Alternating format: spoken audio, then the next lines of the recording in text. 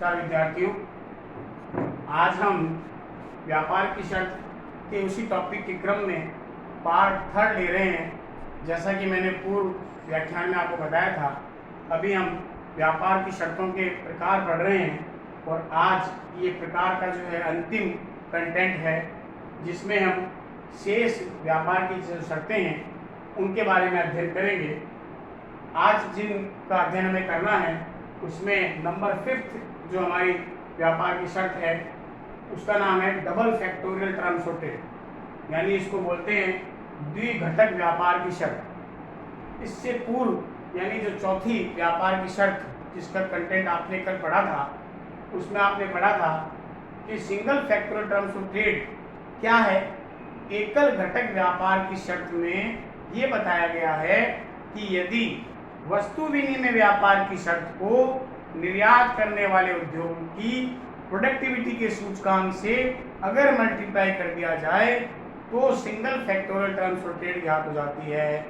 यानी उसके अंदर अगर अनुपात 1 से अधिक आता है तो वो व्यापार की शर्त उस राष्ट्र के अनुकूल होती है, और अगर ये जो है रेशियो 1 से कम आए तो व्यापार की शर्त उस राष्ट्र के लिए प्रतिकूल होती है। लेकिन double factorial terms of trade जो प्रोफेसर किंडलबर्ग के द्वारा प्रतिपादित की गई थी, उन्होंने जो है सिंगल फैक्टोरियल ट्रेड जो टर्म्स ऑफ ट्रेड है यानी एकल घटक व्यापार की जो शर्त है उसमें एक चीज को यानी एक फैक्टर को और ऐड कर दिया। उन्होंने ये बताया कि केवल निर्यात उद्योगों की उत्पादकता ही जो है किसी देश की व्यापार की शर्त को प्रभावित नहीं करती, बल्कि आयातित राष्ट्र की जो है उनकी जो उत्पादकता है उद्योगों की, वो भी जो है वह उस राष्ट्र की जो है उसकी व्यापार की शर्त को क्या करती है, प्रभावित करती है। तो double factorial terms of trade को जिस प्रकार से ज्ञात किया जाना है उसका जो फॉर्मूला किंडलबर्गर ने दिया वो ये था, TD = PX upon PM multiply by FX upon FM। देखिए, अगर अपन देखें तो ये जो शर्त है यानी double factorial terms of trade है, ये दो शर्तों का मिक्सचर है, यानी commodity terms of trade plus single factorial terms of trade, दोनों का जो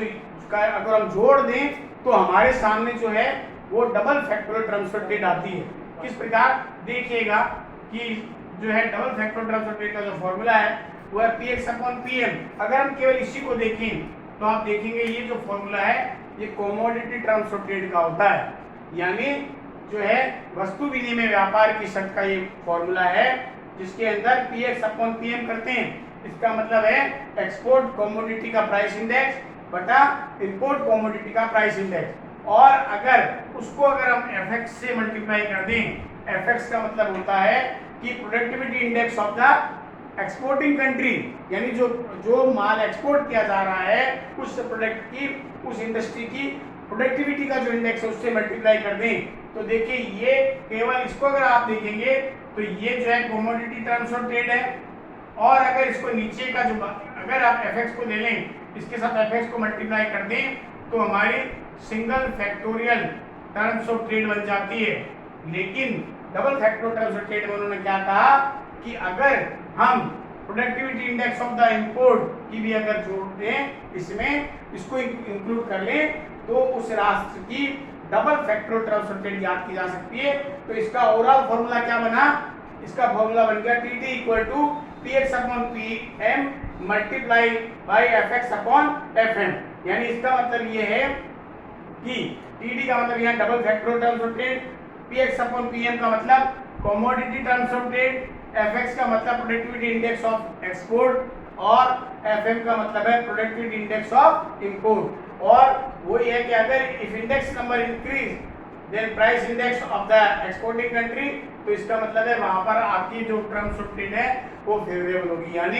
इस शर्त के अनुसार यदि किसी भी राष्ट्र के निर्यात उद्योगों की प्रोडक्टिविटी अगर ज्यादा होती है तो वह शर्त उस राष्ट्र के लिए अनुकूल या फेवरेबल मानी जाती है, और अगर एक्सपोर्टिंग कंट्री जो है उसकी प्रोडक्टिविटी का जो इंडेक्स अगर कम होता है तो उस राष्ट्र के लिए वो व्यापार की शर्त अनफेवरेबल या प्रतिकूल मानी जाती है।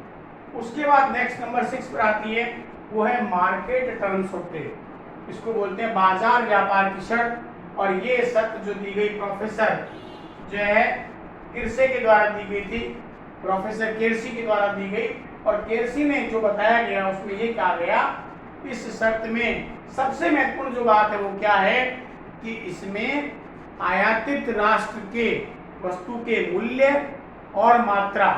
तथा निर्यातित राष्ट्र के मूल्य और मात्रा, वो भी कौन से, आधार वर्ष के और चालू वर्ष के, दोनों के इंडेक्स नंबर को इसमें सम्मिलित करके जो है वो मार्केट टर्म्स ऑफ ट्रेड दी गई है। और उन्होंने जो फॉर्मूला दिया वो इस प्रकार से था, पीएम का मतलब है market terms of trade equal to px1 upon pm1 multiply by qx1 upon qm1 multiply by px0 upon pm0 multiply by qx0 upon जो है qm1। यानी इसका मतलब ये है कि यहाँ पर जो शर्त बताई गई है कि यहाँ पर ये प्राइस ऑफ एक्सपोर्टिंग कंट्री या export goods in the current year, और ये है प्राइस ऑफ इंपोर्ट गुड्स का इंडेक्स जो है वो करंट ईयर का है। यहाँ पर QX1 का मतलब एक्सपोर्टिंग क्वांटिटी का इंडेक्स करंट ईयर का, यहाँ इंपोर्ट क्वांटिटी का करंट ईयर का इंडेक्स दिया गया है, multiply by PX0 upon PM0। इसका मतलब क्या है, बेस ईयर का एक्सपोर्टिंग कंट्री का प्राइस और बेस ईयर का इंपोर्टिंग कंट्री का price multiply by base year का जो एक्सपोर्टिंग कंट्री है उसकी मात्रा का इंडेक्स, और QM0 का मतलब है बेस ईयर का इंपोर्ट क्वांटिटी जो है उसकी मात्रा का जो इंडेक्स है वो लिया गया है। तो इस प्रकार अगर हम चारों को मल्टीप्लाई कर देंगे तो हमारी मार्केट टर्म्स ऑफ ट्रेड आ जाएगी। और ये इसको जो है अगर ये ग्रेटर देन 1 आता है यानी ये रेशियो 1 से ज़्यादा आता है तो फेवरेबल होता है, अगर 1 से कम है तो अनफेवरेबल होगा। तो इसका मतलब है मार्केट टर्म्स ऑफ ट्रेड में क्या किया गया है, मार्केट टर्म्स ऑफ ट्रेड में export goods, import goods, current year, base year, उन दोनों के इंडेक्स को लिया गया है, तथा एक्सपोर्ट गुड्स और इंपोर्ट गुड्स जो है करंट ईयर, बेस ईयर की क्वांटिटी जो है यानी उसको भी लिया गया है। यानी मात्रा और मूल्य दोनों के करंट ईयर और बेस ईयर के सूचकांकों के आधार पर मार्केट टर्म्स ऑफ ट्रेड को ज्ञात किया जा सकता है। अंतिम जो शर्त है वो है real cost terms of trade. जैसा कि आपने देखा है single factorial terms of trade जो दी गई थी यानी एकल घटक व्यापार की शर्त, उसमें ये बताया गया था कि अगर हम कमोडिटी टर्म्स ऑफ ट्रेड को जो कि px अपॉन pm के आधार पर निकाली जा सकती है, यानी एक्सपोर्ट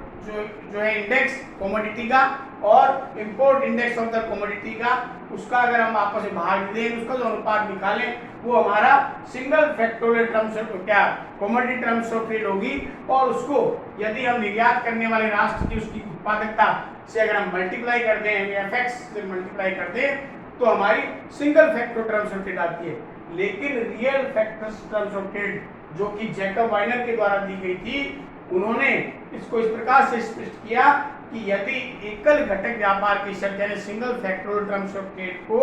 अगर एक्सपोर्टिंग इंडस्ट्री जो है उसके डिस यूटिलिटी इंडेक्स से अगर मल्टीप्लाई कर दें, देखिए एक तो होता है यूटिलिटी इंडेक्स जिसको आपने प्रोडक्टिविटी इंडेक्स कह सकते हैं, एफएक्स से आपने डिनोट किया है, और अगर डिस यूटिलिटी इंडेक्स का मतलब है कि वहां पर अनुपयोगिता कितनी रही और वो इस प्रकार से आगे आएगी। तो इसका मतलब है अगर single factorial terms of trade को disutility index of the exporting industries से मल्टीप्लाई कर दें then we get the real cost of the terms of trade, क्योंकि जिस प्रकार से प्रोडक्टिविटी कॉस्ट को डिक्रीज करती है उसी प्रकार से डिस यूटिलिटी किसी भी एक्सपोर्टिंग कंट्री की यूनिट की कॉस्ट को क्या करती है, इंक्रीज करती है। तो what will be the real cost जो है यानी उसकी वास्तविक लागत क्या होगी, और वो अंतरराष्ट्रीय स्तर पर उस राष्ट्र के टर्म्स ऑफ ट्रेड को प्रभावित करेगी। तो जैकब वाइनर ने जब ये जो है real cost terms of trade दी थी तो उसको इस प्रकार से बताया कि single factor terms of trade multiply by disutility index of exporting industry. इसको हम इस प्रकार से भी डिनोट कर सकते हैं, TR बराबर px upon pm multiply by fx and multiply by rx। देखिए ये भी फॉर्मूला जो है वो दो से मिलकर के बना है,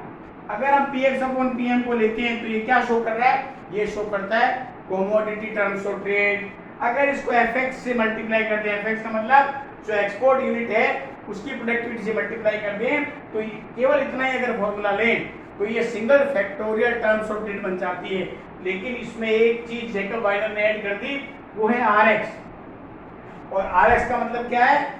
जो है index of the amount of disutility of production productive resources used in the producing exporting commodity, यानी निर्यात करने वाली वस्तुओं को के अंतर्गत जो है उत्पादन करने वाली जो इकाइयां हैं उनकी जो जितने साधन जो कि प्रोडक्टिव रिसोर्सेज के रूप में लगा रखे थे, वो साधन कितने समय उनकी डिसयूटिलिटी रही, यानी उनकी अनुपयोगिता रही, वो काम में नहीं आए, प्रोडक्शन में उनका रोल नहीं रहा, तो वो अगर इंडेक्स निकाल दें, उसको आरएक्स से डिनोट किया गया है, इससे अगर मल्टीप्लाई कर दें तो real cost terms of trade आती है। और इस व्यापार की शर्त के अनुसार अगर ये रेशियो ग्रेटर देन बनाएगा तो व्यापार की शर्त फेवरेबल होगी, और अगर लेस देन बनाएगा तो व्यापार की शर्त अनफेवरेबल होगी। इस प्रकार से हमने कुल 7 व्यापार की शर्तों का अध्ययन किया है, और ये शर्तें जो है नित्य प्रतिदिन समय समय के साथ बदलती गई, और उसके अंतर्गत एक अलग अलग फैक्टर जो अलग अलग अर्थशास्त्रियों के द्वारा उसमें जोड़े जाने लगे, और उसको एक अलग अलग कंसेप्ट के रूप में परिभाषित किया जाने लगा। धन्यवाद।